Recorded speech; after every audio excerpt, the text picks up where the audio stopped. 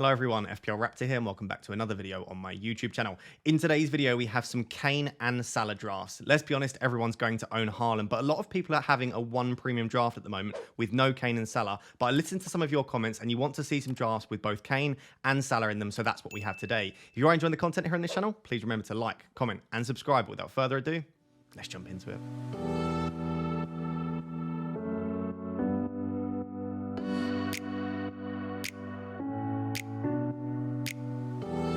Before we take a look at those drafts, I just want to give a massive shout out to Fantasy Football Hub as they have partnered with me once again on my channel this season. If you followed me last season, you'll know that I exclusively used Fantasy Football Hub and it helped me to my best ever rank in FPL. And if you sign up during pre-season with my link in the description, it'll be in the top line of the description, you can get up to 50% off, which means for as little as £3 per month, you can get access to all of the features on your screen. This includes the My Team feature, the Opta Statistics feature, points predictions, the fixture analyzer, player comparison, FPL live rank, and you also get access to things such as expert team reveals and weekly articles too. So now is the best time to sign up because you get the greatest discount, up to 50% off. Like I said, please do use the link in the description, mainly because it will give you the 50%, but it also supports me and supports the channel as well. Massive shout out to Fantasy Football Hub, but now let's take a look at those drafts. So guys, in today's video, I actually have three different drafts. I've got a Kane draft, I've got a Salah draft, and at the end, I've got a Kane and Trent draft. Now, the reason for that is the first Kane and the first Salah draft don't have Trent in, just because personally, I don't think it's necessarily feasible to build a very strong team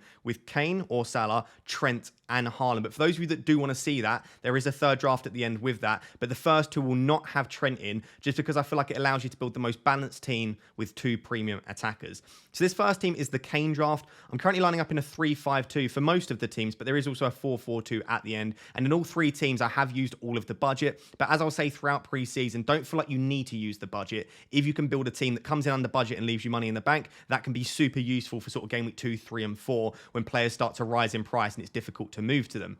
We'll start with the goalkeepers. I did discuss this in my previous video, so if you haven't yet seen my current draft, I released that yesterday, but I've currently got Flecken in goal now, whereas I had Pickford in my draft. Basically, if Raya leaves and he doesn't start at the season with Brentford, then I think I will have Flecken in goal. 4.5 million is an excellent price, and Brentford were really solid last season, and from all accounts, it looks like Flecken is a very decent goalkeeper, and I expect Brentford to be fairly solid defensively. I don't particularly love any of the 4.5 million pound goalkeepers. If I could choose any goalkeeper, it would probably be Onana once he signs for Manchester United, and we think probably he'll come in at 5 million. I like Ramsdale, I like Emi Martinez, I like Kepa. I do really like that £5 million price point, but it's very difficult to get there, especially if you have both Kane and Haaland. So at the moment in this draft, I've got Flecken. Of course, there is a bit of conflict of interest with Kane in that first fixture, but maybe it could be that you can get a £4 million goalkeeper such as Areola that starts. We'll have to see what happens during pre-season. But at the moment, I think Flecken is probably my go-to £4.5 million goalkeeper. The back three is fairly standard, fairly template. Of course, the major omission is no Trent, just because it's very difficult to be able to afford him. But I really, really like this back line. Luke Shaw is absolutely brilliant value at 5.5. He was putting up excellent data last season. He's playing in what I think will be an improving Manchester United defence, and it's a really nice opening set of fixtures, especially Wolves at home on the opening day. That is a very, very good chance for a clean sheet there. So I like Luke Shaw. Probably my favourite £5.5 million defender at the moment, maybe alongside Reece James. I do like John Stones. I just feel like he hasn't got the highest ceiling in the world. We've got Estepinian and Gabriel as the two £5 million defenders. I would say they are probably my two favourite £5 million defenders at the moment. I have got a slight inkling that I might end up on Pedro Porro just because he's got such high upside, but we need to wait and see. Is he going to start? And what is he going to look like in the new Spurs system? Once we know those things, I may well end up on Pedro Porro. Let me know down below in the comments if you're interested in him too. But I feel like the Brighton and Arsenal defences will be fairly highly owned. We know that they are two solid defences. We know that they both have good opening fixtures. And also Estepinian and Gabriel also have decent data.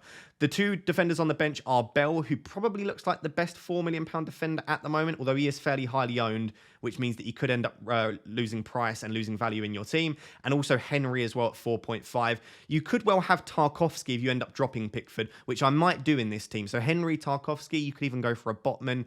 It doesn't really matter at the moment, the 4.5s. We can decide that closer to the time. But to be honest, considering we have both Kane and Haaland in this team, I really, really like that backline. You've got a solid keeper, three really decent defenders. Let's move on to the five-man midfield. So moving on to the five-man midfield, and there are a lot of familiar faces that you would have seen from my own draft as well. Of course, this is going to be as close as possible to my own draft because I think those are the best players to own. Fernandes and Rashford, we did discuss in that video. I do probably think Rashford is the slightly better FPL option just because I think he's a greater goal threat. I was actually watching a compilation of Bruno Fernandes' best moments just before this video, and every single pass that Bruno Fernandes slotted in, it was Rashford on the end of it. So whilst I do think Fernandes is an incredible creative force, and I think he'll get lots of assists and the odd goal too, and he is on penalties, most of the time, if Fernandes is getting an assist, he's probably sliding in Marcus Rashford. So I feel like from an FPL perspective, Marcus Rashford is probably the one to own if you can find that extra 0.5. But like I said, once you have Kane and Haaland in a draft, it is quite difficult to find these 0.5s to make these upgrades. And you can always find an upgrade to make. I could upgrade Flecken to a 5. I could upgrade Fernandes. I could upgrade like Estepinian to Stones. You can always find something to make that 0.5 upgrade. So you do have to make sacrifices, and I still feel like Fernandes is a very good option in and of himself. I actually have Luis Diaz in this team. The reason for that is I was looking at it before I made this video, and it had a real absence of any Liverpool. There was no Trent, there was no Salah, there was no Darwin, there was no Gakpo, and I had actually Foden in that 7.5 spot, just because I myself love Foden as an option to open in FPL Game Week 1. I just feel like he's going to start the season very, very strong, just due to the injuries that they have and the players that they're looking at selling. I think Foden should start the majority of the games in the first 5 or 6 game weeks. That being said, I do think Diaz is first choice left wing for Liverpool. And if I were to guess who was going to get the most minutes alongside Salah, I think it would be Gakpo and Diaz. Not to say that Jota and Darwin aren't excellent options. I just feel like Diaz is such a brilliant left winger for them. And he has something that Jota and Darwin don't have, which is just that ability to take on players exceptionally well. So I do really like Diaz. If I was to try and predict which of the players are going to get the most minutes, like I said, it probably would be him. Let's keep an eye on it in pre-season. But I like the idea of if you're not going to have Salah, and in a team like this, if you have to drop Trent, I feel like you need to try and cover the Liverpool attack if you can, just because I think there will be a lot of goals from that Liverpool team, especially with everyone back fit. Klopp having a pre-season where obviously they're coming off the back of a really, really strong end to the previous season. I think you want to get in on that Liverpool attack. So Diaz could be a really nice option. I've actually got Mbeumo in this team, who I didn't have in my own team, but looks like a really good value at 6.5. He could very well be on penalties. He could very well be starting through the middle, although that could be Vissel. We have to wait and see. I really like him as an option. I think at 6.5, I don't know if he's necessarily underpriced, but he is very, very good value, especially in the absence of Tony, and especially if he is on penalty. So let's keep an eye on that. But I like him as a 6.5, and maybe alongside Matoma, he is probably my favourite £6.5 million midfielder. I then have Enciso rather than Matoma and rather than March, just to save the value, because again, trying to find $1 million to go from Enciso to one of Matoma and March is very tricky. That being said, Enciso's data was better than both Matoma and March last season. So if Enciso gets enough minutes, and it looks like he's going to start in that number 10 role, I do actually prefer him to both Matoma and March.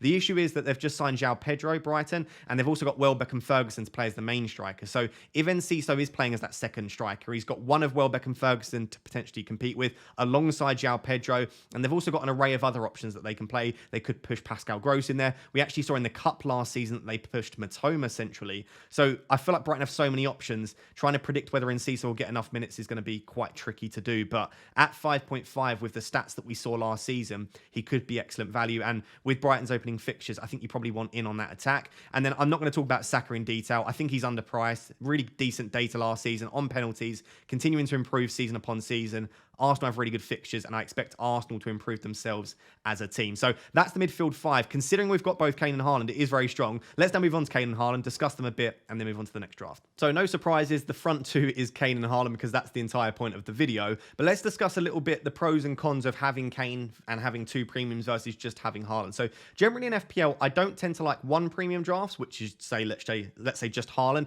and I don't tend to like 3 premium drafts. And I'm not talking about Trent as a premium. I'm talking about 3 premium attackers such as a Haaland, Kane and Salah.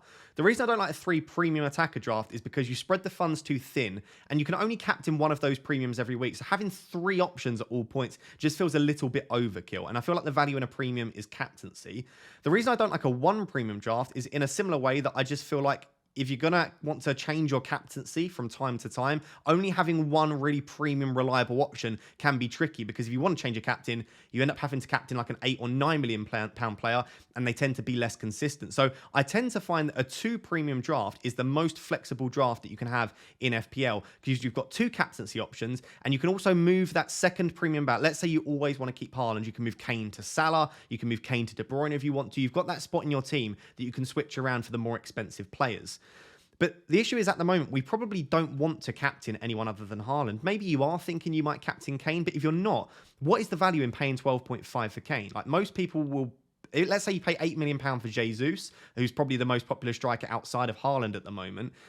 £4.5 million saving on Kane. And yes, Kane is a better FPL option than Jesus, but if you're not captaining them, that £4.5 million goes a long way to spread across the rest of your team.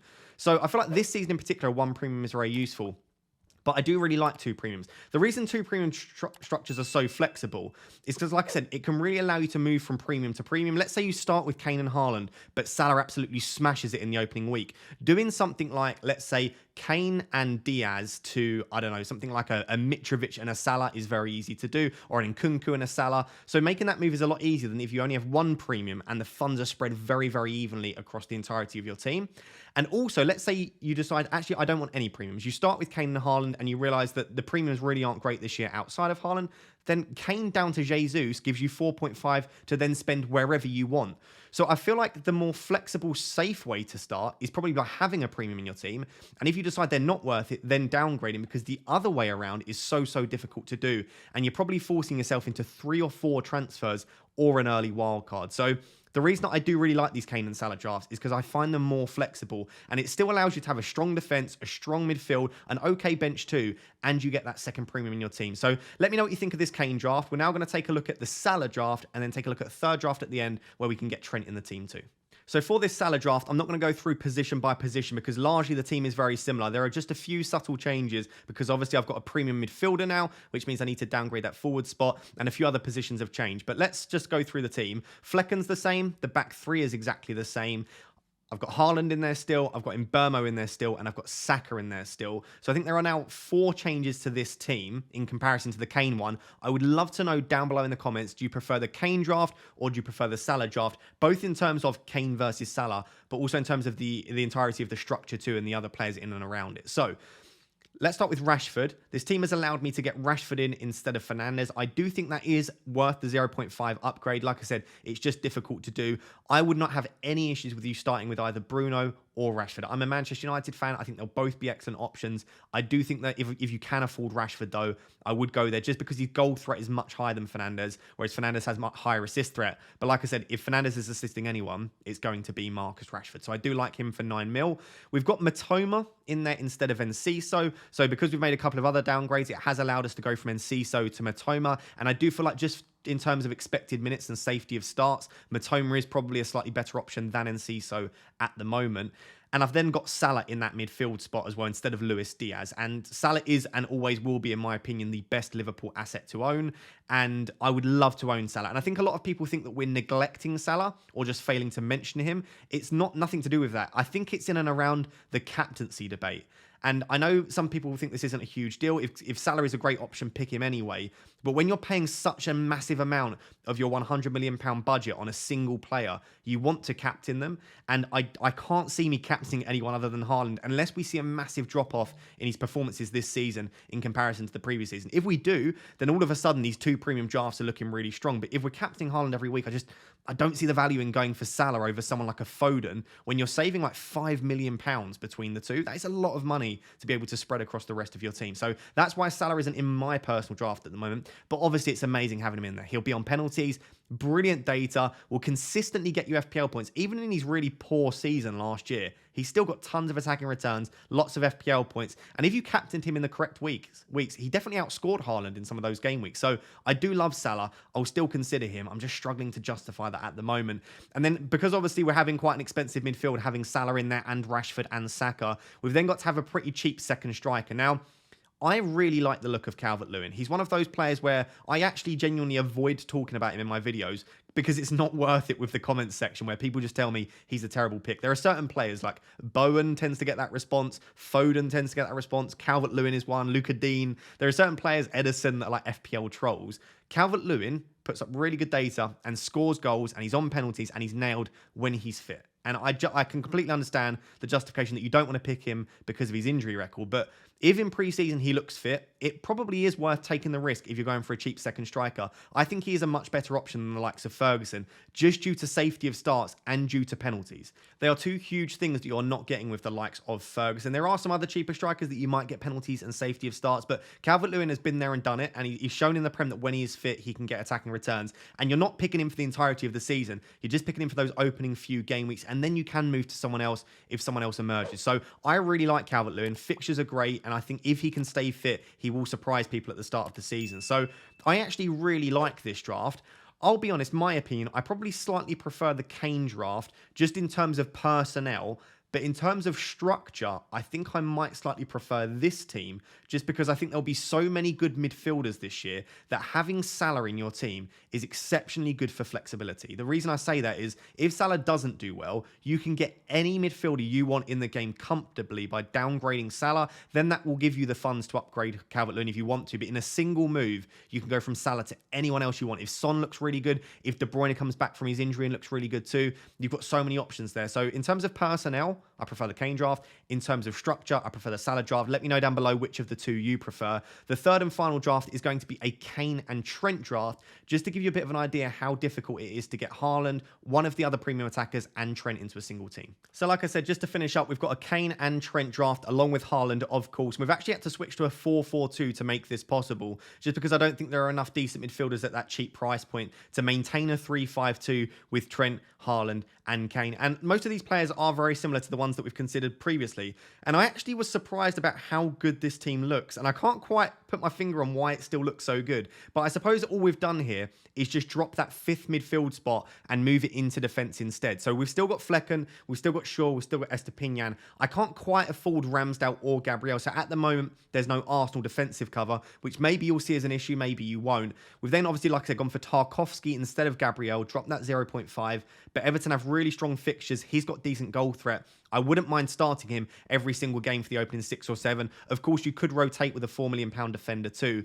Then we have Trent in the team, and I personally think that Trent is definitely going to be in my Game Week 1 team. I love him as an option, good attacking data. I think Liverpool will improve defensively this season, and very okay fixtures to open the season too. Then the midfield 4 is pretty much the same midfield 4 that we had in the first Kane draft. Like I said, we've just removed Luis Diaz and moved that into the Trent position there. So we've got Fernandes, Mbeumo, Enciso, and Saka. It's a really strong midfield 4. And then we finished with Haaland and Kane. So I actually love this team. The things that I don't like about this team is the lack of a fifth midfield spot. When I was building a shortlist and looking at the players that I want in my team at the moment, I listed maybe 8 or 9 defenders. That's all I'm choosing from, really. The forwards, it's about 3 or 4 forwards that I'm choosing from alongside Haaland. The midfield, I listed about 15 or 16 players that I wanted. And they are just the players that I currently want. We haven't had pre-season. We haven't had the start of the season as well. I just feel like the midfielders are always the high upside players that really explode at the start of the season. We have so many options that arise that we didn't even consider. Wasting a fifth midfield spot on a 4.5, even someone like an Ndombele, who could be a really nice option, I feel like it's wasting a spot, and I don't like that. And I feel like it's not as flexible as a 3-5-2 at the moment, at least for me. And I feel like just with this team at the moment, you're spending way too much of your budget for me on 3 single players. So I prefer either Haaland and Trent, or Haaland and one of Kane and Salah. I don't necessarily like all 3, but I just wanted to show you that it is possible and it doesn't look terrible. I just feel like that midfield you've got too many cheap options there. You've got Mbeumo and Enciso and then a 4.5. I just think I would want one more 7.5 to £9 million midfielder in that team just to leave you as flexible as possible for the opening game weeks. But let me know down below in the comments, do you prefer 1, 2, or 3? Let me know how much it differs from your drafts, and let me know if you currently plan on owning one of Kane or Salah in your Game Week 1 teams. So guys, there you have it. Those are my Kane and Salah drafts. Let me know what you think of the 3 of them. And like I said at the start of the video, make sure to sign up to Fantasy Football Hub as soon as possible for up to 50% off if you use the link in the description. It does massively support me, but I do genuinely believe it will help you to up your game in FPL this season. If you have enjoyed today's video, please do drop a like on the video. And if you've not yet subscribed and you're enjoying the content, please do subscribe. Drop some sort of comment down below to feed those algorithm gods. And until next time, thank you very much for watching. Cheers. Bye-bye.